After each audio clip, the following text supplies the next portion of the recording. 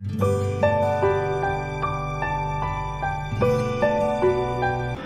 Everyone, आज हम बात करने वाले हैं पोस्ट कोविड-19 साइन एंड सिम्टम की और उसको किस तरह से हम मैनेज कर सकते हैं, उसके लिए क्या एक्सरसाइज घर पे करें। तो फिजियोथेरेपी टेक्निक होती है उसे हम पल्मोनरी रिहैबिलिटेशन कहते हैं, उसके बारे में हम आज बात करेंगे कि वो क्या होता है, उसमें किस तरह के एक्सरसाइजेज होते हैं, क्या प्रिकॉशंस होता है। एंड देन हम कुछ टूल्स के बारे में भी बात करेंगे जैसे कि incentive spirometry and balloon exercise. तो इन सब को जानने के लिए इस वीडियो को आप अंत तक ज़रूर देखिए। कोविड-19 के जो रिकवरी है या जिनको कोविड-19 था और अभी वो रिकवर कर गए हैं, फिर भी उनको कुछ ऐसे साइन एंड सिम्टम रह जाते हैं जिसके लिए कुछ महीने उनको लगते हैं रिकवर होने के लिए पूरी तरह से। तो ये क्या साइन और सिम्टम्स हैं? उनको फटीग होता है, जल्दी थक जाते हैं, जॉइंट्स में पेन रहता है, मसल्स में पेन रहता है, सांस लेने में दिक्कत होती है क्योंकि लंग में जो कोरोना था उसका इन्फेक्शन सूखने के बाद उसमें फाइब्रोसिस या टाइटनेस हो जाता है लंग्स में, तो एक्सपेंशन लंग का एक्सपैंड होने में उन्हें तकलीफ़ होती है, इसलिए उन्हें सांस लेने में तकलीफ़ हो सकती है। क्योंकि वो काफ़ी दिनों से हॉस्पिटल में रहते हैं, उससे उनके मसल्स में वीकनेस आ जाती है, जॉइंट में स्टिफनेस आ जाती है, इसलिए चलने फिरने में भी उनको थोड़ा बैलेंस का इशू हो सकता है या जॉइंट में पेन हो सकता है। कभी कभी उनको चक्कर भी आ सकता है या loss of taste and smell, ये काफ़ी देखा गया है कि उनको इस तरह की समस्या होती है। और क्योंकि इतने टाइम से वो कोरोना से जूझ रहे थे, इसलिए उनको डिप्रेशन या एंग्जाइटी की भी समस्या होती है। इन सब के अलावा they have loss of memory, concentration and sleep disturbances भी हो सकते हैं। तो इस तरह के साइन एंड सिम्टम्स जो पेशेंट में होते हैं पोस्ट कोरोना, इसको मैनेज करने के लिए फिजियोथेरेपी में एक सिस्टम है that is called pulmonary rehabilitation. Chest की रिकवरी को उस लेवल तक लेके जाना या लंग्स की रिकवरी को उस लेवल तक लेके जाना जिसमें आप पूरी तरह से स्वस्थ हैं, that is called pulmonary rehabilitation. इसमें क्या क्या कंपोनेंट होते हैं? जो पेशेंट हैं उनके फंक्शनल एबिलिटी को बढ़ाने का काम करता है, उनके मसल स्ट्रेंथ को बढ़ाने के लिए वेरियस एक्सरसाइज दी जाती है, joint mobility, balance training, and जो लंग्स में जो फाइब्रोसिस होने के कारण उनका जो लंग एक्सपेंशन कम होता है या सांस लेने समय दर्द हो सकता है, उसके लिए उन्हें ब्रीदिंग एक्सरसाइज बताई जाती है।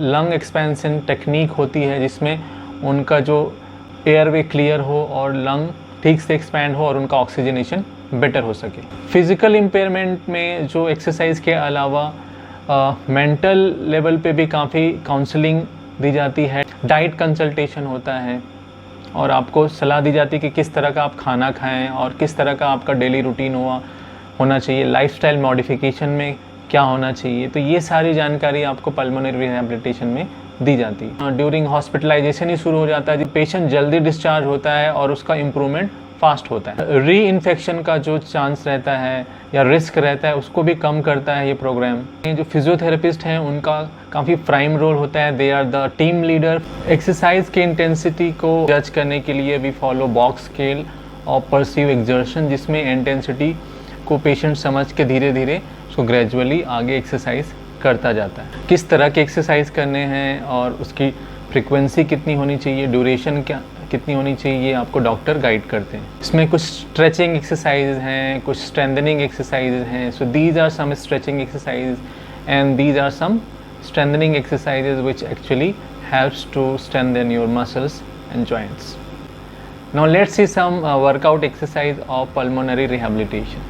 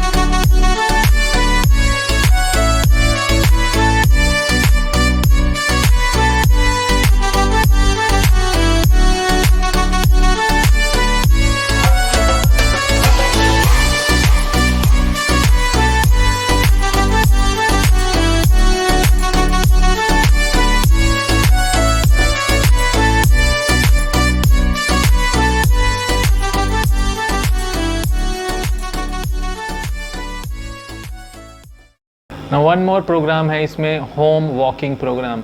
यदि आपको चलना शुरू करना है तो इस तरह से आप इस प्रोग्राम को फॉलो कर सकते हैं। सबसे पहले आप 5 मिनट हॉस्पिटल से डिस्चार्ज होने के बाद 5 दिन तक 5-5 मिनट वॉक करें, and then 10 minutes 3 times a day, then 15 minutes 2 times a day, then 20 minutes once a day, 25 minutes once a day, and then 30 minutes once a day.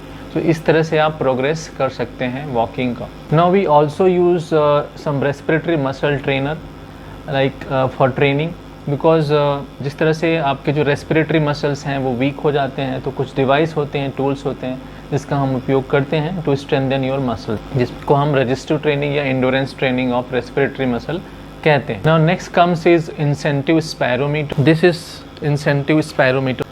तो इसमें आप देख सकते हैं 3 बॉल होता है इस तरह से, और ये इसमें 3 जो इसके सेगमेंट्स हैं उसमें 600 सीसी लिखा है, 900 सीसी एंड 1200 सीसी इस तरह से लिखा है। ये इसका माउथ पीस है और ये यूनिट इसमें ऐसे यहाँ से जुड़ा रहता है, जिसको आप निकाल के ऐसे धो भी सकते हैं अलग निकाल के। तो हम इसको अभी लगाएंगे, और याद रखिए कि ये आपका पर्सनल यूज़ के लिए होना चाहिए, तो हर किसी का अलग इंसेंटिव स्पायरोमीटर होना चाहिए, बिकॉज इन्फेक्शन के चांसेस रहते हैं। तो इसको कैसे करना है पहले आप सीख लीजिए। ये डिवाइस उनको यूज़ करना है जिसका जो लंग का एक्सपेंशन है वो थोड़ा कम है और उनको लंग फाइब्रोसिस है, तो वो यूज़ कर सकते हैं फॉर बेटर लंग एक्सपेंशन। तो सबसे पहले आप नॉर्मल सांस लीजिए 2-4 बार, उसके बाद सांस छोड़ेंगे, अच्छे से सांस छोड़ेंगे। उसके बाद जैसे आप पूरा सांस छोड़ लेते हैं, इसको माउथ पीस को अपने मुंह से लगाना है, एंड देन सांस को अंदर लेना है इस तरह से। और ये जो आपका डिवाइस है वो आपके छाती के लेवल पे होना चाहिए। तो पहले सांस लेंगे, फिर छोड़ेंगे, फिर सांस लिया, फिर छोड़ेंगे, और पूरी तरह से सांस छोड़ के जब आप सांस लेने वाले हैं तब इसको लेना है इस तरह से। यदि आपका तीनों बॉल 1 सेकेंड के लिए ऊपर हवा में रहता है तब आप 1200 सीसी के बराबर हुआ, और यदि आपका 2 सेकेंड आप रोक के रख सकते हैं तो 2400 सीसी के बराबर हुआ, और यदि 3 सेकेंड रोक के रख सकते हैं तो 36 सीसी। इस तरह से आप उसको नाप सकते हैं, 8 से 10 बार कर सकते हैं। तो ये आपके लंग का जो एक्सपेंसन है उसको बढ़ाएगा, ऑक्सीजनेशन को बढ़ाएगा, जो फाइब्रोसिस के कारण आपका लंग्स ठीक से फूल नहीं पा रहा है उसको वो फूलने में ये मदद करता है। तो ये तो थी इंसेंटिव स्पायरोमीटर, अभी जिसमें हमने सीखा कि किस तरह से हम इंस्पिरेशन को अपना स्ट्रॉन्ग कर सकते हैं, इंस्पिरेशन की ट्रेनिंग करेंगे। सो उस तरह से एक्सपिरेशन या ब्रीदिंग आउट की किस तरह से हम ट्रेनिंग करते हैं, उसके लिए मैंने लिया हुआ है ये बलून। तो इससे हम सीखेंगे किस तरह से हम ब्रीदिंग आउट को ट्रेन करेंगे अपने, और अपने जो ब्रीदिंग आउट की जो मसल्स हैं, एक्सपिरेटरी मसल, उसको हम ट्रेन करेंगे। तो इसमें आपको इसको फुलाना है इस बलून को इस तरह से, तो आप देख सकते हैं। तो लेट्स डू इट। पहले सांस अंदर लिया, फिर फुलाएंगे इसको,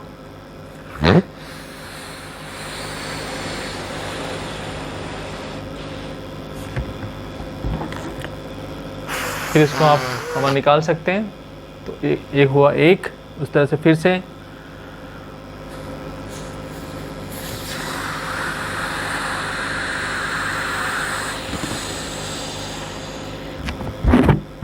तो आपको बहुत झटके से नहीं फुलाना है, धीरे धीरे फुलाना है, उससे आपका जो मसल है वो धीरे धीरे ही स्ट्रांग होते हैं। फिर इसको आप खोल सकते हैं, एंड देन वंस अगेन।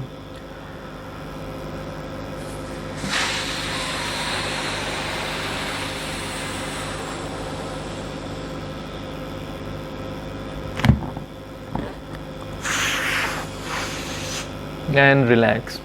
तो आप इसको 3 बार एटलीस्ट फुलाएंगे, हर 2 से 3 घंटे के बीच आप इसको कर सकते हैं, मतलब दिन में 4 से 5 बार आप ये एक्सरसाइज कर सकते हैं। तो incentive spirometry and balloon exercise. इसमें एक और चीज़ है जो आप कर सकते हैं, that is deep breathing exercise, purse lip breathing exercise and diaphragmatic breathing exercise. ये एक्सरसाइज भी आप घर पे कर सकते हैं ड्यूरिंग दिस प्रोग्राम। हमने वीडियो बनाया हुआ है ऑलरेडी, तो उस वीडियो को भी आप ज़रूर देखें। पल्स ऑक्सीमीटर को भी आपको यूज़ करते आना चाहिए, तो उसके लिए भी हमने एक अलग से वीडियो बनाया है, उसको भी आप जाके ज़रूर देखें। एंड देन आपकी लंग कैपेसिटी को किस तरह से आप नापें कि वेदर यू आर प्रोग्रेसिंग और नॉट, जो आप एक्सरसाइज कर रहे हैं आपको कितनी मदद कर रहा है। तो उसको जज करने के लिए, उसको नापने के लिए, आपके लंग कैपेसिटी को नापने के लिए भी हमने एक वीडियो बनाया है, उस वीडियो को भी आप जाके ज़रूर देखें। तो ये थी पल्मोनरी रिहैबिलिटेशन प्रोग्राम, जो कि एक मल्टीडिसिप्लिनरी प्रोग्राम है जो हम क्लिनिक पे भी करते हैं और we teach in home programme also, and we have online facility also. और आप हमें कॉल कर सकते हैं and you can take your appointment for your complete lung health. तो आप इसका ज़रूर फ़ायदा उठाएं, आप हमें तुरंत कॉल करके आप अपना अपॉइंटमेंट फ़िक्स कर सकते हैं। और किसी को आप जानते हैं जिनको अभी भी तकलीफ़ है और वो रिकवर पूरी तरह से नहीं हो पाए हैं, उनके लिए तो बहुत ज़रूरी है, उनको भी आप बताएं। और ज़्यादा से ज़्यादा संख्या में इस वीडियो को शेयर करें उन लोगों तक जिनको लंग्स की तकलीफ़ अभी भी है, क्योंकि कुछ महीने तो लग ही जाते हैं कोरोना ठीक होने के बाद भी रिकवर होने में। तो अभी के लिए इतना ही, नेक्स्ट वीडियो में हम किसी और विषय पे चर्चा करेंगे, तब तक के लिए धन्यवाद।